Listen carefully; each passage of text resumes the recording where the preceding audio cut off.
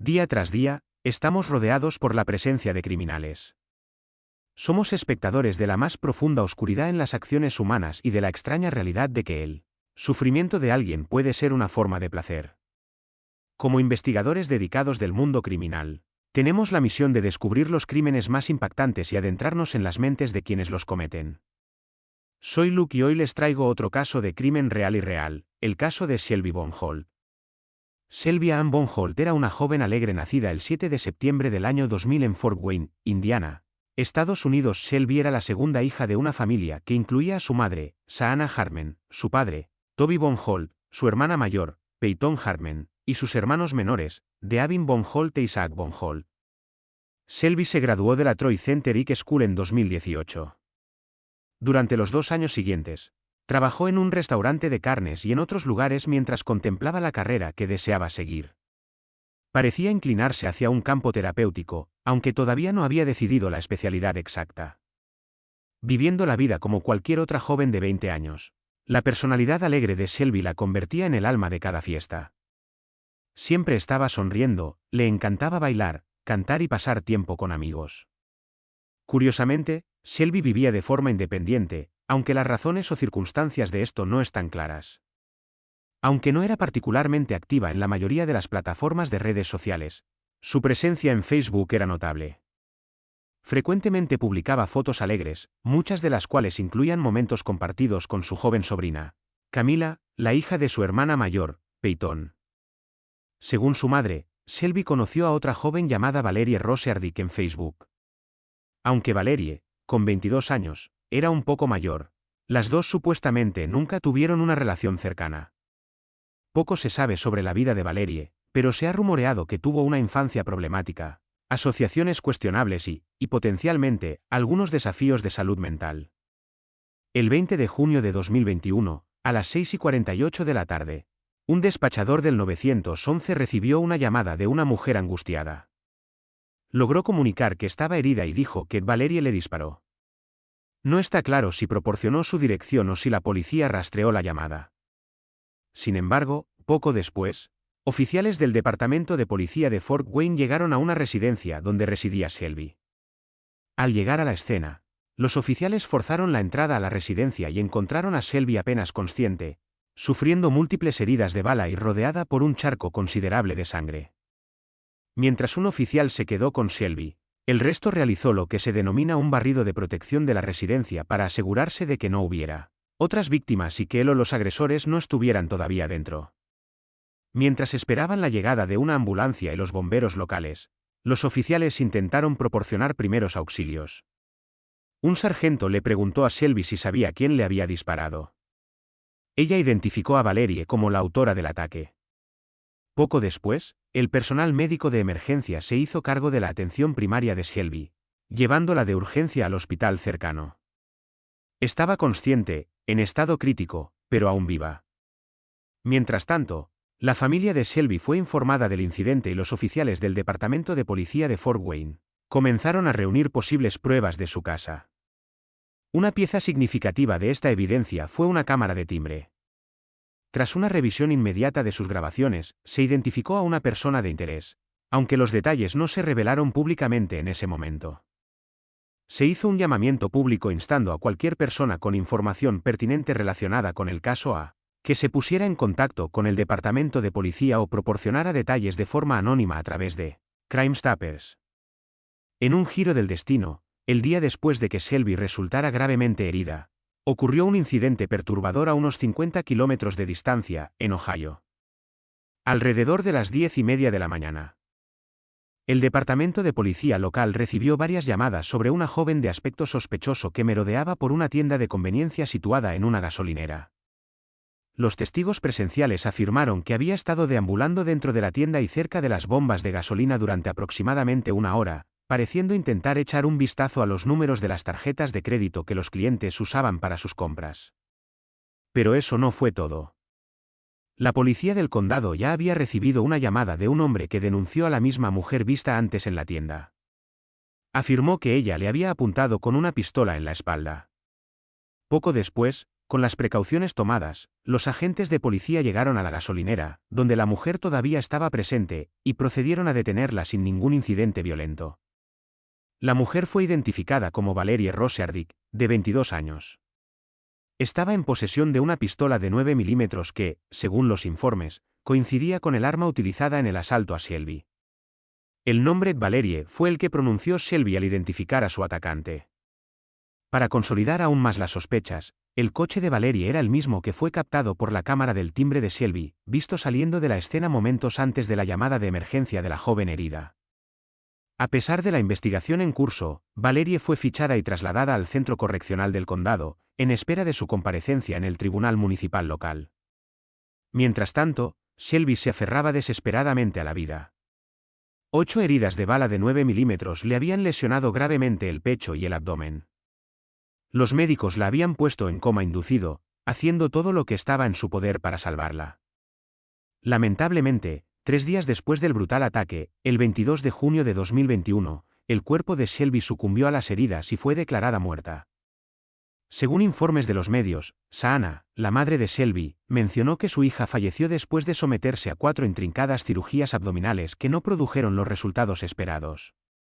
Shelby recibió 20 transfusiones de sangre y el pronóstico médico siempre fue sombrío. Si hubiera sobrevivido, los médicos creían que las piernas de Shelby tendrían que ser amputadas. Uno podría preguntarse qué podría llevar a una mujer de 22 años a asesinar a otra joven tan brutalmente. Basándose en los detalles limitados, el único motivo que los investigadores revelaron fue los celos. Se alegó que Shelby estaba saliendo con un joven por el que Valerie sentía un fuerte apego, aunque su identidad nunca fue revelada. Valerie fue acusada de asalto criminal y amenazas agravadas. Detenida inicialmente en Ohio, se le fijó una fianza de $100.000 por amenazar a un hombre en la gasolinera con un arma de fuego. Después de los procedimientos legales iniciales en Ohio, Valerie fue trasladada al condado de Allen para enfrentar cargos por el asesinato de Shelby. En una ceremonia privada, los restos de Shelby Von Holt fueron conmemorados en una funeraria el 29 de junio de 2021, después de lo cual fueron cremados. A medida que el proceso judicial por el asesinato se desarrollaba a principios de 2022, Valerie Rosseardick llegó a un acuerdo de culpabilidad. Se declaró culpable del asesinato de Shelby, citando una enfermedad mental como defensa. Como parte del acuerdo, la Fiscalía retiró un cargo agravante relacionado con el uso de un arma de fuego durante la comisión del delito, lo que podría haber añadido 20 años adicionales a su sentencia. Habiéndose declarado culpable, la audiencia de sentencia era el único paso que quedaba. Esta tuvo lugar en septiembre de 2022 en el Tribunal Superior del Condado de Allen. Como se acordó, Valerie presentó su declaración como culpable pero con enfermedad mental. Durante la audiencia, el abogado defensor de Valerie intentó presentar circunstancias atenuantes. Detalló la difícil crianza de Valerie, marcada por la muerte de su madrastra, el abuso de un hermanastro y un historial de problemas de salud mental. Sin embargo, los fiscales destacaron el motivo trivial de los celos que llevó a Valerie a quitarle la vida a Shelby. La fiscalía también enfatizó el historial criminal de Valerie, señalando su escalada con el tiempo. Señalaron que cuando Valerie asesinó a Shelby, estaba en libertad condicional, como parte de un programa alternativo debido a cargos anteriores. A lo largo de la audiencia, Valerie mostró un comportamiento errático. A veces parecía coherente y plenamente consciente de la situación, mientras que en otros momentos parecía nerviosa, distraída e incluso sonreía a la familia de Shelby. Aún así, respondió a las preguntas del tribunal con precisión. Los informes de los medios no especificaron exactamente qué dijo Valerie cuando se le dio la oportunidad de hablar, pero destacaron que nunca mostró remordimiento ni se disculpó con la familia de Shelby.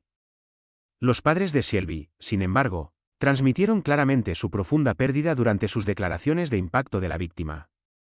El padre de Shelby recordó el amor de su hija por los símbolos significativos como los signos de la paz y mencionó que en el momento de su asesinato, ella estaba encontrando su camino en la vida. Reflexionó sobre el comportamiento de Valerie durante su declaración de culpabilidad, afirmando que solo con oír su voz se podía sentir su falta de remordimiento.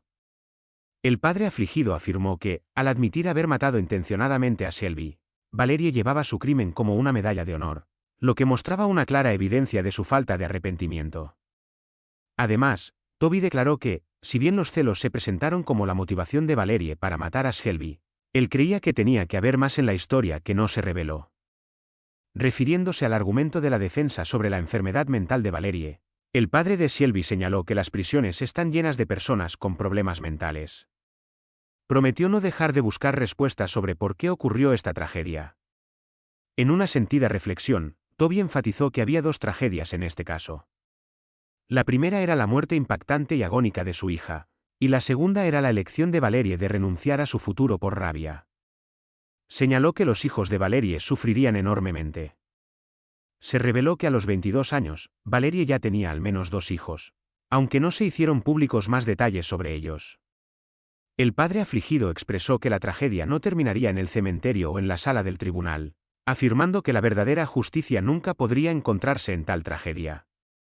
Sin embargo, compartió que había perdonado a Valerie para encontrar la paz dentro de sí mismo, sintiendo que su fe en Cristo lo guió a esta decisión. Expresó su confianza en que Shelby estaba con Dios y reiteró su profundo amor por ella. Shaana, la madre de Shelby, también compartió sus sentimientos. Recordó con cariño a su hija como una princesa desde el día en que nació. Describió a Shelby como un espíritu amable que no dudaría en ayudar a un amigo, sin importar la distancia. Shaana se comprometió a asistir a todas las posibles audiencias de apelación que la defensa de Valerie pudiera iniciar en el futuro. Shaana compartió el tormento del recuerdo de su hija sin vida y la impotencia que sintió al no poder protegerla. Todo lo que pudo hacer fue apoyar la cabeza en el pecho de Shelby mientras su hija yacía en un coma inducido médicamente. Reconoció públicamente el coraje de su hija, ya que Shelby había logrado nombrar a su agresora 2 veces y luchó valientemente por su vida después de ser atacada. Shaana detalló las graves heridas de Shelby, explicando que su corazón latía tan rápido que su cuerpo no podía sostenerlo. Shaana mencionó que no buscó compensación por los gastos médicos de su hija, que ascendieron a casi $500,000, ya que estos fueron condonados tras la muerte de Shelby. Los gastos del funeral fueron de alrededor de $15,000, pero Shaana expresó que no creía que alguna vez recibiría una compensación y no quería ningún dinero de Valerie. Conteniendo las lágrimas, la madre de Shelby expresó que los recuerdos eran todo lo que le quedaba.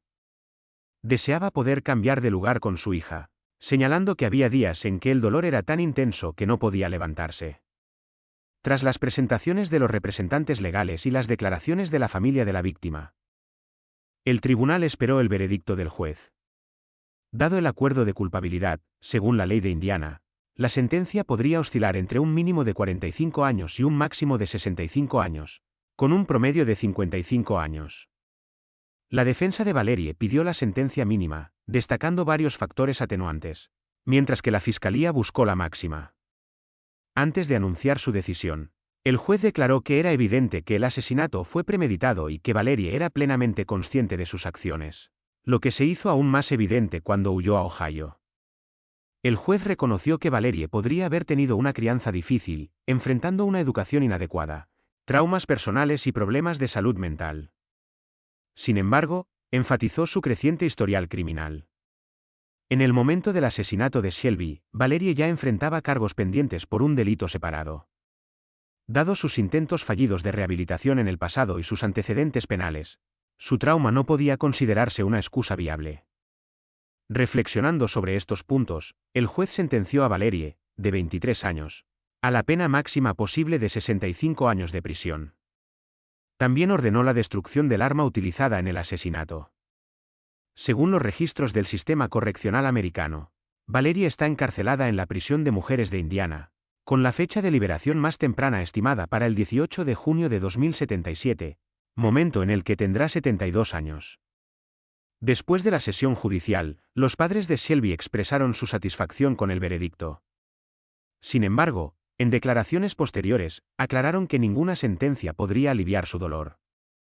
Mientras Valerie pasaría sus días en prisión, la madre de Shelby enfatizó que siempre extrañaría y recordaría a su hija. Curiosamente, este es uno de los pocos casos en los que una víctima mortal pudo identificar a su asesino.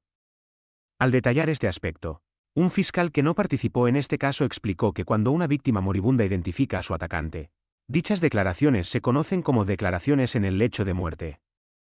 Estas no solo proporcionan un punto de partida para los detectives, sino que también constituyen la única excepción a la regla de oídas en los juicios, con el objetivo de garantizar que se presente la evidencia más fiable. También destacó que tales declaraciones en el lecho de muerte son admisibles en el tribunal, ya que tienden a producir declaraciones más fidedignas debido a la inmensa presión y a las trágicas circunstancias que las rodean.